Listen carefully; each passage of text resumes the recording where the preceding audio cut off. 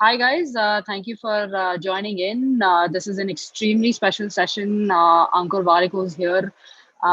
He actually needs no introduction, but just to kind of set the context for the conversation, he has undertaken many roles, all very successfully, as an entrepreneur, as an angel investor, uh, as a mentor and a public speaker based out of India. He founded Nearby in 2015, was the CEO there until 2019. Prior to that, he started Groupon India in 2011 and was their Asia Pacific general manager until 2015. But more than anything, I think he's an extremely passionate educator. And he actually runs a course on how to start up. He's very passionate about entrepreneurship. He's very passionate about helping people find their career paths. And so we're extremely lucky to have him as one of our industry experts that's supporting the internship program at Upraised called Embark. And I thought we just kind of put out a poll asking people that have registered for Embark on if you had any questions to ask Ankur, what would you ask him? And we had 700 responses, so we thought we should actually do a session and kind of go through some of these questions. Hopefully, you guys benefit from this. And I'm yet to meet somebody who listens to Ankur and has not benefited, so I have almost zero doubts that that's going to happen through this session. So let's kind of straight get into it. Ankur, welcome. Thank you for taking the time. I'm definitely thankful, and I'm sure a lot of other people are going to be thankful at the end of this conversation. No, thank you. Thank you, Mona, for having me. Thank you all. Absolutely. I've always, I've always, heard to your advice on career growth. It's been extremely amazing, very direct, very focused, and most importantly, very actionable. Right? A lot of people give career advice, which is, it sounds like yarn, but not a lot of people can actually take value from it and implement it. So as you kind of grew and sort of navigated your career through many different paths, what are the most common mistakes you've seen students make? And if you had a chance to relive your student years, what would you change? Super. That's a great question to start.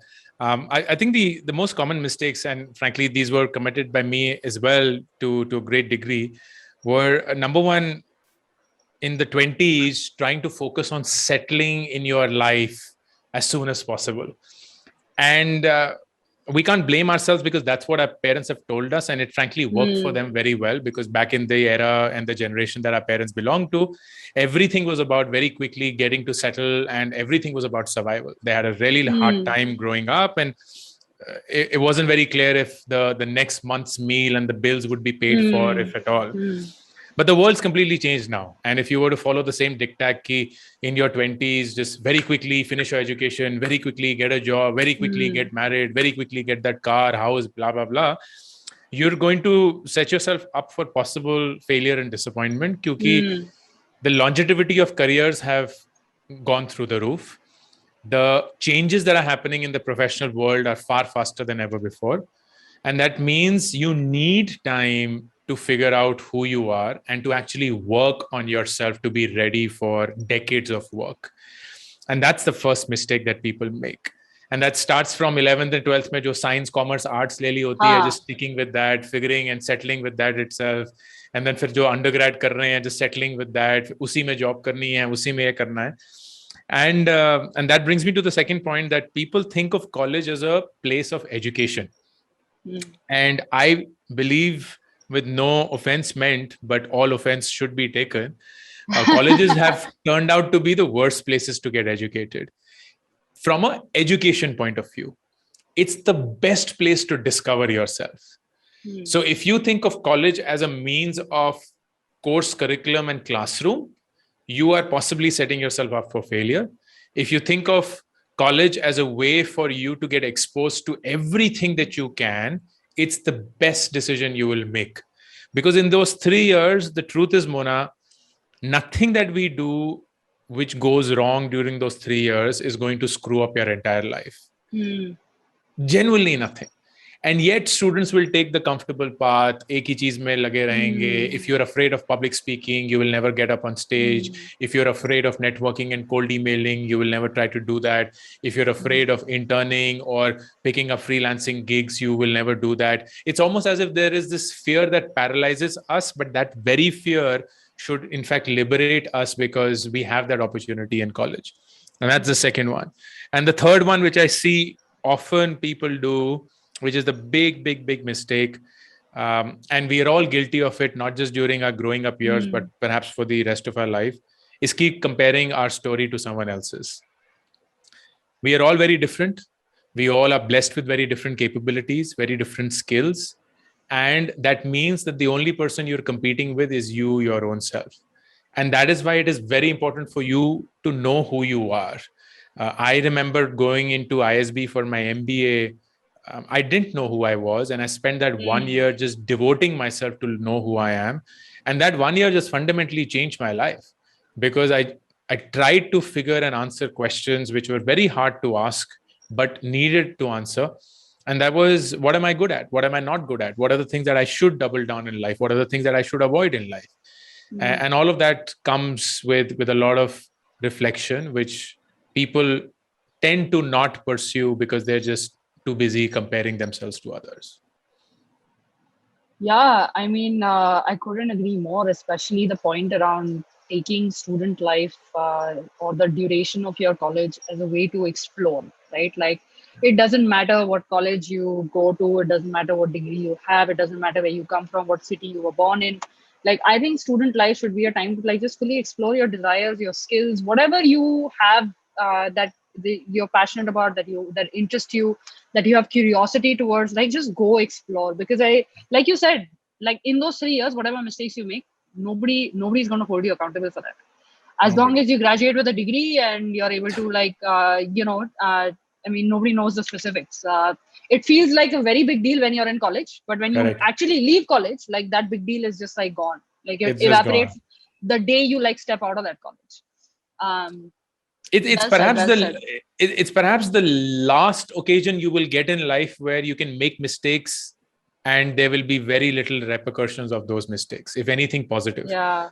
काम में नहीं होने वाला, you make mistakes, you will get reprimanded. Relationships में नहीं होने वाला, you make mistakes, you may just suffer. But that's a time when you can actually afford to make mistakes and not bear the brunt of it. And it's unfortunate that most students still don't. Yeah. Well said, well said. You've been a very, very big proponent of internships. Like, what are some, like, tell us about some benefits of doing internships. I think the word internship is, very loosely held term. And people interpret internships in a very different way, depending on who they've either learned or seen people do internships at. So I just want, why are you such a big proponent, and what do you think are the benefits of internships? Yeah, I very actively speak about this, Mona. I believe that internships, specifically in today's world, is such a fascinating way for you to discover your own self. Because what you want to do is set yourself on this exploration, and exploration by design means that you don't have just one thing you're pursuing. There are multiple things that you're pursuing. And that requires a dedicated, but also a ever-changing influx of ideas or things that you chase. So I think that if you are able to devote yourself to a new stream, a new function, a new industry, a new role for 3 to 6 months and go deep into it, pick up online courses, try and becoming student there, pick up internships, send cold emails to founders. What you are doing is such a brilliant thing where literally on a platter, someone is getting the best opportunities that one can pursue. And all they have to do is just show up and be good at what they do. That wasn't there when you and I were in college. We literally had to slog to find any opportunity, and used to come from our known uncle and auntie and someone that, please lagwa do, please lagwa do. But the world's changed. Baat kara do, bas baat kara dijiye bas. Startups are looking for great talent. I don't know of any person who would say no to high quality talent. No one will do that ever. So there's constantly a demand supply mismatch between talent, and college students are the best to gain from that. Number 2, you get to witness how the real world works. If you have never worked, the one thing which I can tell you with 100% conviction, and Mona will agree, is that the world is very different from what you think it is when you're in college. The real world, when you start working, is just so far away from what you think is the impression of jobs. It is not as easy. It is definitely not as boring as well. It is definitely not as containing as people make it to be. Oh, job mein to koi freedom hi nahi hota, job mein to sirf boss ke talve chaatne hote and all that. It's actually liberating, and you get to know so much about the real world if you pick up an internship, figure out the culture of the company, whether you fit into that work, that function, that role, whether it builds on your strengths as against penalizes you for the weaknesses that you have. And number three, it's a great way for you to start becoming financially disciplined. Correct. Most internships today can actually give you very healthy sums of money, at least for what was a student. Like you guys are giving away internships which are starting at 15,000. And I remember when you shared that with me months back when you were planning for this entire, I was reminded of my first job after having done a master's in physics and all that, which paid me 14,000 rupees a month. So I boss, kya chal raha hai ye? But the sir, truth मैंने is, free internship की है sir, unpaid. So that was a time when internship meant photocopy करो, चाय लाओ, बस बैठे रहो, कुछ रैंडम से रिपोर्ट पढ़ो, कुछ टाइप कर दो, and कोई पैसे नहीं मिलेंगे. Today, internship means active part of the entire company building. If you're in a startup, you will be amongst the first few members who will be shipping the product out, perhaps participating in the MVP, getting to witness the launch, getting customer feedback, feeling the joy and pride of launching something. Or if you're working for a really large startup, then being part of that entire machinery that's already orchestrated, get paid for it. And also at the end of it, ask yourself this question: did you enjoy or not? If you did, do more of that. If you didn't, move on to something else and do an internship there. Correct. And that is how you would want to play in your 20s. That's exactly how you want to play in your 20s. Yeah, and I think, like you said, this is, the education system is so far disconnected from the real world. The only way to actually prepare yourself for a full-time gig where you're making a better informed choice is to try all these different things. And like you said, if you don't like them, just say, okay, thanks, that I explored and I didn't like it. And Correct. I actually love this. Now I have a direction of where to go when I'm looking for my full-time option, right? And so you kind of save these 2-3 years in your full-time career when you're just trying and testing and getting to see where you want to be. You can actually do that as part of an internship. And I often like to tell people internships are like a better substitute to doing an MBA if you ultimately want to be an entrepreneur, because you get real practical mentorship from a founder or senior folks on your team on how to actually do a startup, right? Like that is, I think, like invaluable. Absolutely. And you have to pay zero for the mistakes that you get to learn from. Like, you have nothing really to lose. But I think a lot of people want to get internships. Like clearly there is demand for this. A lot of folks have actually signed up for a program. But the question has always been, why are internships so hard to get, right? Especially when you're looking for an internship in a field that you either don't have a degree or previous experience. Like how do you break into a new area? The whole idea that we're talking about, which is use internships as a way to explore. But practically speaking, for students, it's actually really, really hard to get internships in areas where they don't have any credibility or previous experience. Yeah. What are some tips on how should they approach this problem statement? So it differs on what kind of internship are you looking for. If you, let's say, want to intern in an HUL or an HP or a Microsoft or an Amazon, then things will be considerably different because these are large, very traditional companies. And I call Microsoft and Amazon traditional, not because they are, but in the sense that they're very, very large companies which have their own sets and orders. But the beauty about being in India right now and witnessing what we're witnessing right now is that there is so much kick-ass work happening in every corner, every city of this country, where people are building brilliant products. They're getting funded very nicely. There are opening up to markets which are not just limited to India, but the global markets. So I genuinely feel, to the point that you were also making, Mona, one of the best choices you can make is to actually intern in a startup. You get to learn a lot. There is so much. The sheer velocity of things hitting you on a daily basis is a lot more than if you were to work in a large organization, which could be slow paced. And you also get to learn a lot about yourself. However, these internships will never be publicized. No one's going to put up on a job board or looking for interns. And even if they do, they're only going to be few and far between. The good thing is all of these founders are accessible. but you have to approach them in a manner that you break from the clutter of what they get on a daily basis. If you're going to send an email to a founder with a title saying looking for internship, rest assured it's never going to be opened. Forget acted upon. But if you were to start with something which is, now one example, and I don't know, I'm sure most of you would have seen that very recently, about 2 or 3 months back, there was a visual designer who created an entire animation for Cred, posted it on LinkedIn, and the next thing we know, he's now interning at LinkedIn, perhaps even has a job, who knows. Isn't that the best way to establish what is it that you're good at? It's possible that you're not good at that, but that doesn't take away from the fact that you can be passionate about it, and you show that. Number of people who write into me who may not be visual designers or video editors or anything to do with the content or the courses that I'm creating, but they have an opinion on how I could do things differently. And just because that opinion is very well researched, very thoughtful, I pay attention to that, and I'm almost forced or obliged to react to them because I know that they've put in that hard work. That is where it all boils down to. You have to separate yourself from the crowd. That needs to be either through your skills, it needs to be through your approach, and if nothing else, it has to be through your passion, because that's something that you should have abundantly in you, the curiosity to learn and to just display that you are willing to do that. And I am a firm believer in cold emails. What you were doing, Mona, through Upraised is something which is frankly a massive service to college students.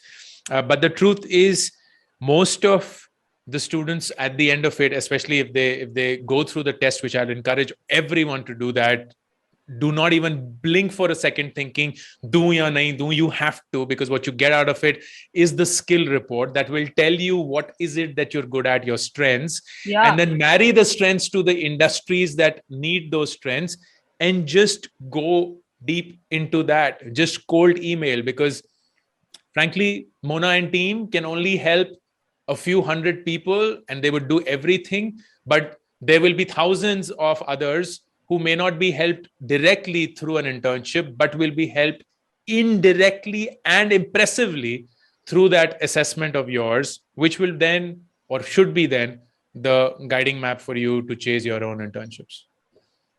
Yeah, that's our hope. This is our first stab at helping people get internships. And what we want to really do is we can, we can limitedly help a few people to actually do the upskilling and get the job. But I think the most important thing that I want every single person to leave the Upraised Embark program with is a GPS for how to navigate their career, which is the skill report. Like, just take that report, you'll know exactly what you're good at, what your blind spots are.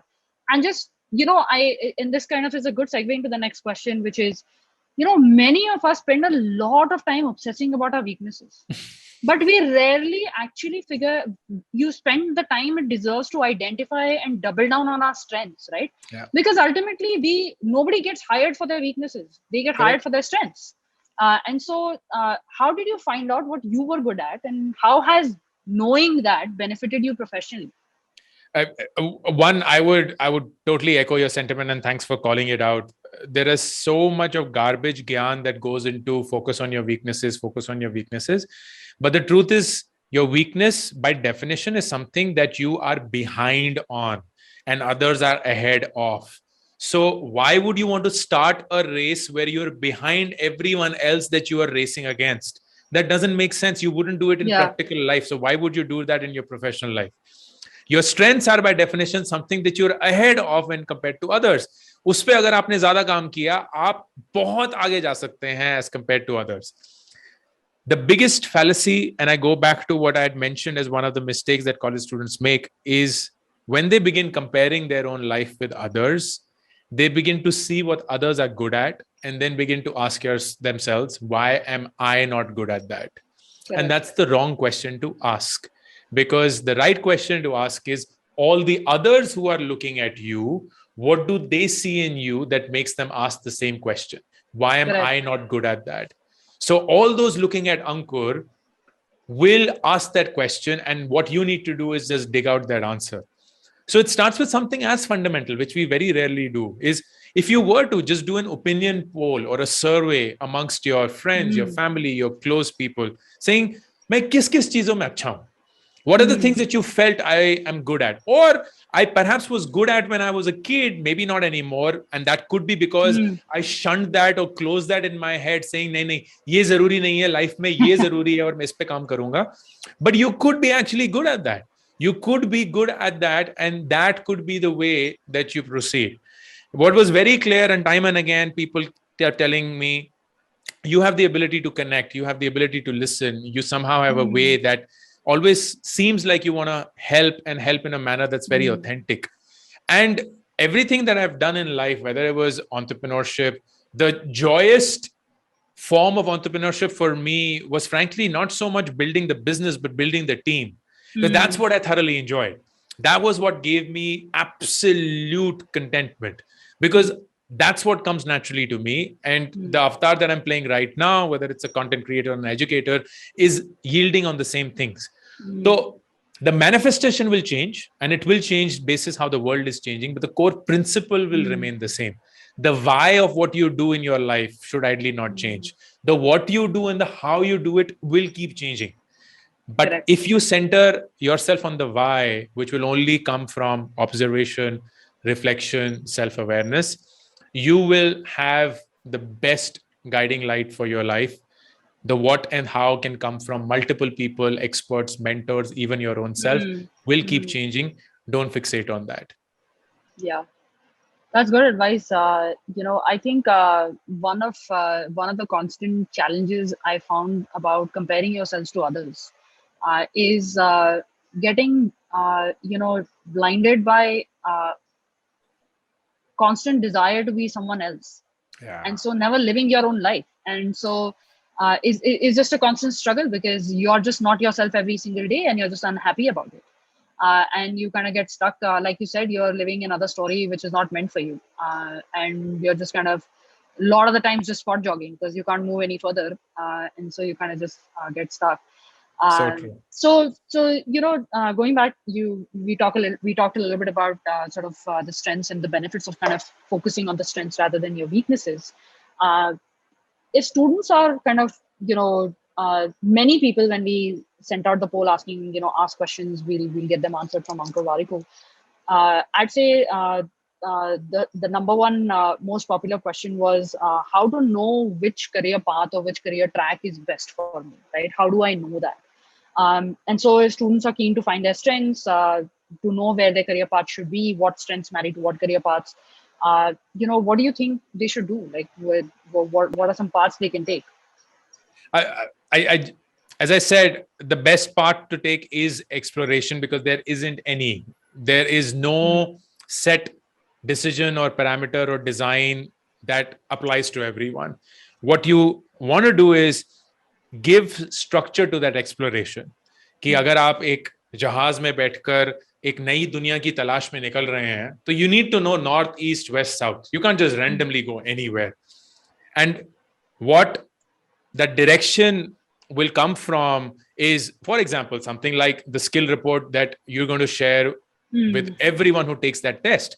Now, that skill report is such a fantastic direction giver, because it says, hey, you are X versus Y. You are good at this, maybe not good at this. And then you have to marry that with the industries that value what are your strengths as against negates you for what your weaknesses are. So it helps you shrink the thousands and millions of opportunities in front of you to give you a short list. Now, within that short list, you will have to go and explore and navigate. और कोई shortcut नहीं है. कोई आपको आके ये नहीं बोलेगा प्रोडक्ट मैनेजमेंट कर लो, लाइफ सेट है, क्योंकि नहीं है वो सच. कुछ भी आपके लिए सच हो सकता है. But what you want to do is have a shortlisting mechanism. And I feel what you're doing through the Embark program is a great first start for everyone, irrespective of whether you make it to the final list or not. Just the fact that you give that test and you get an assessment of who you are, what you're good at, what you're not, is the starting point for everything. Yeah, I hope so. I hope people, can use that as a way to figure out different career tracks. And also, I think there's another important use case of that skill report, which is today it's extremely hard to ask for help from your mentors and family and friends, because you can't ask broad questions like, can you tell me what career path should I take, right? Like they don't know much about you. They can't. To add objectivity to that, if you give them the skill report, they know exactly what you're good at, what you're not good at, and they can do a much better job of actually guiding you on where next to go. Cool. Ankur, I'd actually like to jump to a few questions from the audience. Sure. We'll start with the first question, which is, you know, the first question somebody asked was, what was the motivating part for you to leave your PhD and switch your career to entrepreneurship and management? Like, how did you break out of it? What motivated you to do that, and what gave you the confidence to do that, most importantly? Yeah.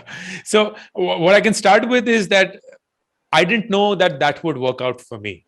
A lot of times we fret over the decisions and we want to make sure that the decision we take is the right decision. But the truth is, you will only know whether the decision is right or wrong after you take the decision, not before. So what I knew when I was a PhD student in the US is I wasn't happy. And that was it. It was just it. At the age of 22, 23, it was visibly clear to me that agar is cheez ko main karunga bhi, it is going to be a shallow way of living life because it didn't give me inner joy. What was harder was that I was actually good at it. So here was a situation where I was good at something, but I was not happy doing it. And that was quite a revelation for me because I was just told that if you're good at something, you automatically become happy doing it. Nearly not the case for me. Did I know what I could do in life? No. Did I have a plan, a direction when I dropped out of the PhD? No. All I pursued, and this comes from me living my life. I'm not someone who's just sharing random gyan. I am a living example of that exploration that I talk about in my 20s.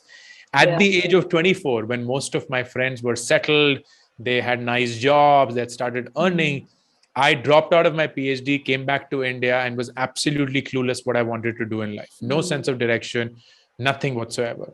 And at that point of time, based on the suggestions of several of my friends, they said, hey, a business degree could be a great way for you to figure out what you could be doing. It could be sales, marketing, technology, IT, HR, who knows, but you will at least have a way of evaluating.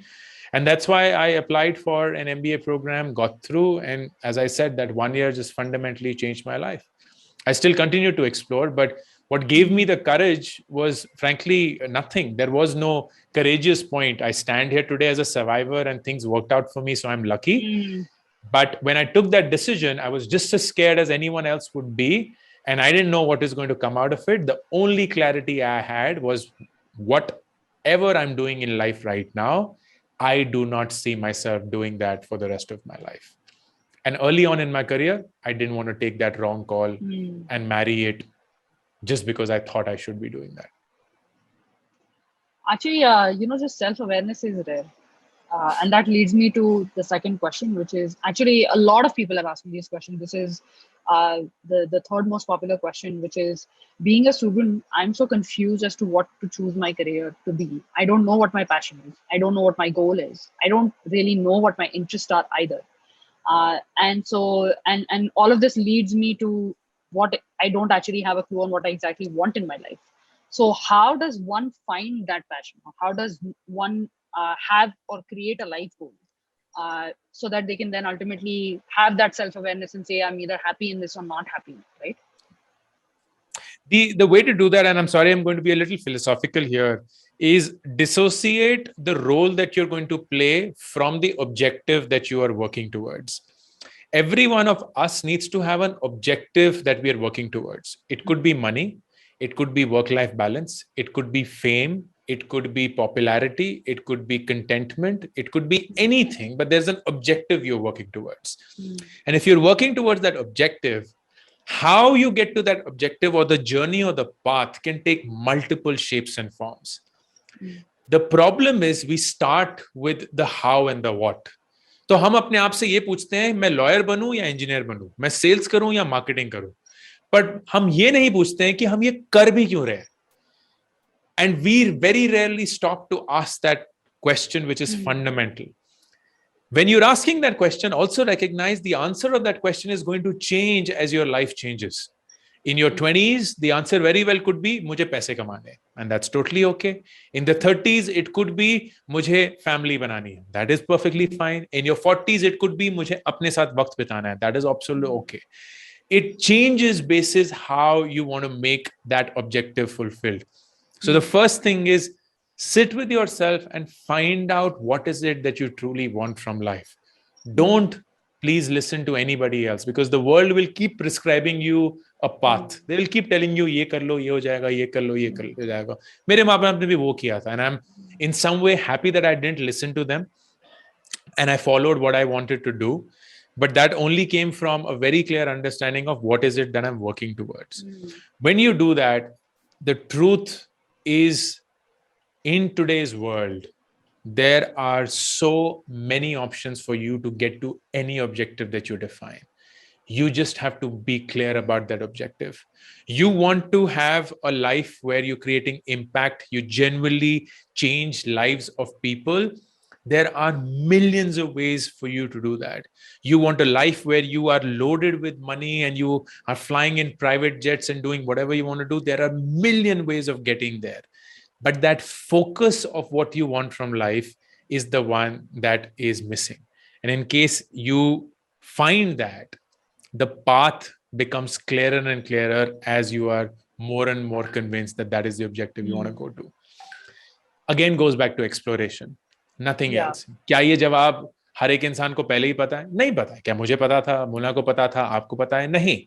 But the reason why we are doing whatever we are doing is because there is a very clear understanding कि हमें चाहिए क्या. जाना कहाँ है किसी को नहीं पता, but चाहिए क्या. And that is going to happen when you spend time. You realize you have a high paying job, it doesn't make you happy. You realize you have a job that is extremely stressful but pays you a lot, doesn't make you happy. You realize you have a job where you are very chill, you have enough hours, but it still doesn't make you happy. And that discovery will tell you what is it that you actually crave.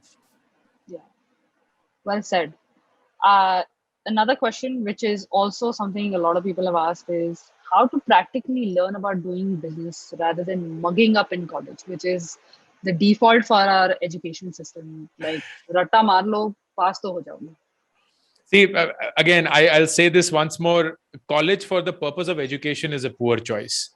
लेकिन जाना तो है क्योंकि माँ बाप ने भेजा है, उनका पैसा लगा हुआ है, आपको भी एक वो ठप्पा चाहिए, which the world requires and so on. I'd say just spend the bare minimum time that you need to spend to clear your exams respectfully. And respectfully is whatever is you defining respectfully. It could be passing grades, it could be first division, it could be topper, but that's a choice you make. But spend every other second of your life in just working and exploring yourself. Nothing else will help you unfold the magic of college life as this will. Like, it's funny, I'm in my office right now. In the next room, there are two students who are in the third year of their college. They are already on a monthly basis earning more than thrice of what the average college placement is in their college, purely by doing internships. And I was actually having a conversation where I felt guilty. I said, boss, why don't you just drop out? Like, why do you want to waste another semester trying to pay the fees, attend college? Because he was getting scared. Oh shit, college से email आ गई है कि in-person college शुरू हो जाएगा, offline exam शुरू हो जाएंगे, फिर मेरे internships का time कम हो जाएगा. And like, छोड़ दे. Really, nothing will go wrong. But of course, that's a separate conversation. The point is, because in the last 1.5 years, they had time on their hands and everything was online, they devoted the bare minimum needed to just wade through college and just spend the rest of their time in upskilling themselves, in working with people, getting hands-on experience. And that's it, earning money in the process. Now they have so much clarity about what they want to do. First one of that is they definitely don't want to do the undergrad degree that they have been part of. Correct. And that realization would only have come if they followed this path that they did. Yeah, awesome. The last question is, how should students think about preparing for ESAT, which is the exam coming up on October 17th? This is a question many people have asked, and Ankur can answer part of it, and I'll probably answer the other half of it. But Ankur, you go first, and then maybe I'll. I'll give an answer which will not be helpful, but is possibly the only answer I can. Don't prepare for the test. This is not some eligibility जहां आपके number से basis determine होगा कि आप जिंदगी में कितना अच्छा करने वाले हैं. This is a test that you are giving to know about yourself. It is not a test you're giving to get an internship. तो प्लीज मकसद चेंज करिए सबसे पहले तो. It is purely a test that you're giving to know about yourself. What is fascinating about what Mona and team have done is devoted themselves to create this mega structured skill report that everyone who gives the test will get should they complete it.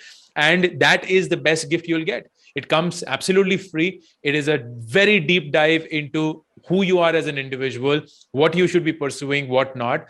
And then once you have that skill report, you have, as Mona mentioned, a GPS for your exploration. So don't prepare for it. Don't become someone else. क्योंकि जितना आप झूठ बोलेंगे और कोई और इंसान बनने की कोशिश करेंगे to crack the test, उतना ही मुश्किल होगा once the test is over and you'll get the skill report, because it will be telling you about someone that you're actually not. I mean, I can't put it any better, but I will just summarize in one sentence. This test is about just instinctively what you're good at, right? Like he said, it is to know yourself. There is nothing to prepare. There is no syllabus. There is no textbook. There is no crash course. There are no tuitions you have to go to. You just show up with a, sleep well in the night, show up with a present mind and a cup of water, a bottle of water, and sit through 2.5 hours. And I'm pretty sure at the end of it, you're going to get to learn a little bit about yourself. There is literally, honestly, nothing for you to prepare. Cool. The last thing, Ankur, I wanted to thank you for taking the time. The test is on October 17th at 10:30 a.m. I wanted to wish every single buddy good luck. And like I said, this is about knowing yourself. Just show up, and you'll get a detailed report, which will be the GPS for your for the next set of your career choices, and go from there. Awesome. All the best to everyone taking the test. Don't forget, please do this for yourself, not for anyone else. The team has put in a lot of hard work to design this. It's only and only for your own benefit. So make sure 10:30 a.m. on October 17th, this Sunday, you show up and just be yourself. Whatever the test tells you is who you truly are. Use that to move ahead in life. Thank you, Ankur. Thank you so much. All the best, Mona. Thank you for doing what you're doing. Of course. Thank you so much for being such a great supporter and, really taking the time. And there are very few that are as passionate about sort of moving this forward. And I know I'm not sugarcoating this one bit. Like, I genuinely think there are very few people who care about pushing the talent to the next level. Mostly folks are just kind of focused on हमारी क्या जरूरत है और हमें क्या करना है, and not thinking from a broader sort of ecosystem perspective. So really appreciate you taking the time. Thank you so much. I'll send you the edited version. You can take a look at it, and I will kind of put it on YouTube as a premiere. Sounds good. Thank you. Thanks, Perfect. Ankur. All the best, Mona. Take care. Thank you. Good night.